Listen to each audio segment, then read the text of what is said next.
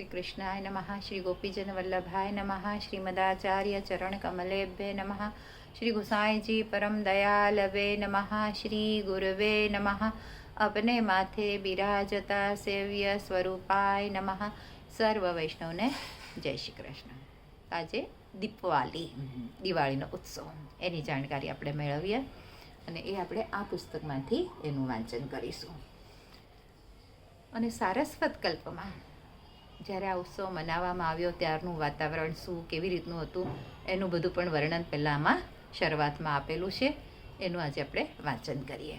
તો આસો વદ અમાસ એટલે કે દિવાળી.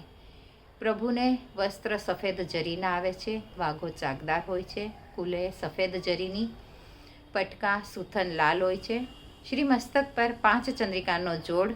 ટાઢું વસ્ત્ર આમરસી રંગનું. જડાવ ચોટી અને પિતાંબર લાલ. આભૂષણ ઉત્સવના ભારે હોય છે. માણેક તથા હીરાના. કુંડલ કસ્તુરીની માળા. હમેલ અને શૃંગાર દોહરો આવે છે. આવી રીતે અદ્ભુત સુંદર આભૂષણો અને વસ્ત્રોથી પ્રભુ સુસજ્જિત હોય છે. એટલા સુંદર સોહામણા લાગે છે. તો માનસી ગંગા અને યમુના તટ પર દીપદાન કરી લોકો પ્રકાશપુંજથી અંધકારને દૂર કરી આત્મવિભોર હતા. શ્યામના સાનિધ્યથી આજે અદ્ભુત વાતાવરણનો અનુભવ કરી રહ્યા હતા. આવા આનંદનો અનુભવ ક્યારેય થયો ન હતો.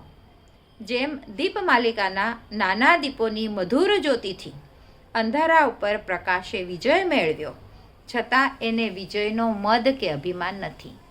તેમજ શ્રી શ્યામસુંદરનું સાનિધ્ય આજે સૌના અંતર્મનમાં પરમ પ્રકાશ અને આત્મામાં ઉત્સાહનો સંચાર કરી રહ્યો હતો.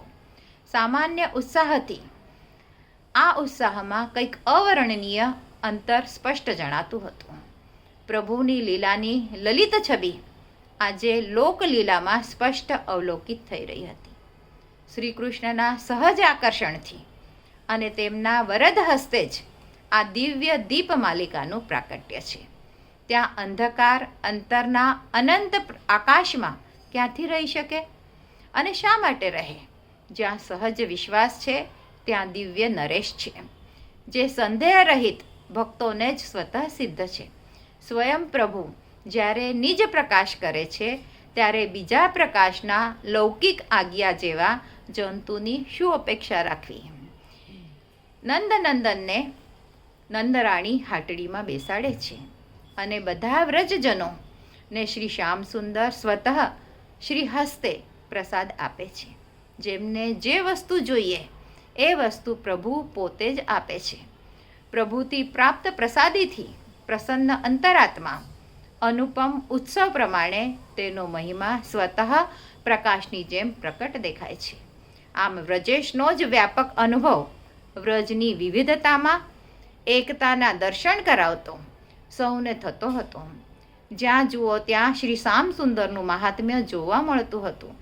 પ્રભુ બધાના નામો લઈ લઈને બોલાવીને સુકોમલ શ્રીહસ્તથી વિવિધ વ્યંજન આપતા હતા. જ્યારે આ ગોપીઓને વિવિધ ભાવનું દાન પ્રસાદની સાથે વિશેષતામાં કરુણામય કૃપાથી કરી બધાને આપતા હોય તેમ સૌના પ્રસન્ન મુખો પરથી જોવામાં આવતું હતું. આ રીતે નામ અને રૂપની વિવિધ વ્યંજનોથી પ્રભુ દાન કરતા હતા.